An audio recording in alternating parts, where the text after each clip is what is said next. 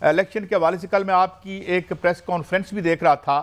آپ نے یعنی ہم اگر یہ کہیں کہ ان پروٹیسٹ الیکشن لڑا اور اپنی پارٹی کے ساتھ جڑے رہنے کی بھی کوشش کی آپ نے, تو اب کیا سچویشن ہے اور آپ کے کیا تحفظات ہیں اس الیکشن کے حوالے سے, کیونکہ میں کچھ سن رہا تھا کہ کچھ آپ کو شکایتیں بھی ہیں. جناب چودھری دانیال عزیز صاحب.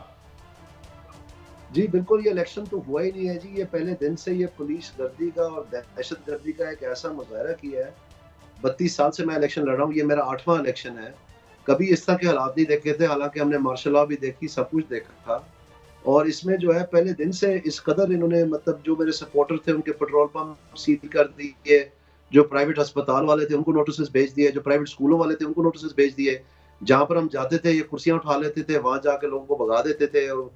پولیس موبائل کھڑی رہتی تھی کہ ان کو جو بھی وہاں پر لوگ ہیں ان کو یہ دیکھ سکیں, اور ان کے نام بنا کے رات کو پھر آ کے ان کو گرفتار کر لیتے تھے. تو فائنلی مجھے بھی گرفتار کر لیا, میری وائف کو بھی گرفتار کر لیا, میرے 21 سالہ بیٹے جو کالج پڑھتا ہے اس کو بھی گرفتار کر لیا. یعنی بالکل یہ پہلے دن سے جو ہے یہاں پر کمپین, یہ خود ساختہ مقدمے بنا کر میرے پہ مجھے 4 دن بیل کے لیے بھاگتے پھرنے پڑا. اور آخرکار جو ہے پھر پریزائڈنگ آفیسروں کو بھی انہوں نے ڈرایا دھمکایا. آخری رات کو جو ریٹرننگ آفیسر تھا اس کو بدل دیا. اور میرے خیال میں ایک بار پھر میرا رابطہ منقطع ہوا ہے چودھری دانیال عزیز صاحب. عمل ہوا ہے, میں چاہتا ہوں دانیال عزیز صاحب اپنی بات مکمل کر لیں اور ہم ان کا آئندہ کا اللہ عمل مجھے معاف کیجیے گا. جی دانیال عزیز صاحب, کچھ بیچ میں لگا ہے کہ وہ کوئی رابطہ ہوا تھا, تو اب آپ کی کیا اسٹریٹجی ہے اور آپ کا کیا پلان آف ایکشن ہوگا؟ اس ساری سچویشن تو آپ نے ہمیں بتا دی. جی اس میں واضح طور پر جو پاکستان کو درپیش مسائل ہیں ان کا ان میں سے کسی کے پاس بھی حل نہیں ہے.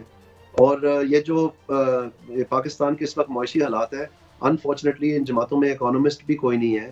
جو پی ٹی آئی ہے وہ تو پہلے ہی اپنے ہاتھ دھو بیٹھی ہے. انہوں نے تو مانگے کے 2 فائنانس منسٹر رکھے تھے, ان کے اپنے اسد عمر صاحب تو انہوں نے خود ہی فیل کر دیے تھے.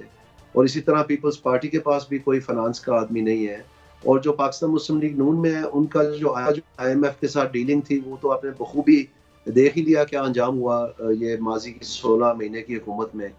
تو پرابلم یہ ہے کہ پاکستان کے لیے جو معاشی پلان ہے یہ کسی کے پاس بھی نہیں ہے. یہ محض باتوں کی حد تک ہے کہ جی اگر سیاسی استحکام آ جائے گا تو معاشی استحکام آ جائے گا. ایسے نہیں ہے, معاشی استحکام کوئی جادو کی چھڑی نہیں ہے جو سیاسی استحکام سے حاضر ہو جائے. ہو رہا تھا یہ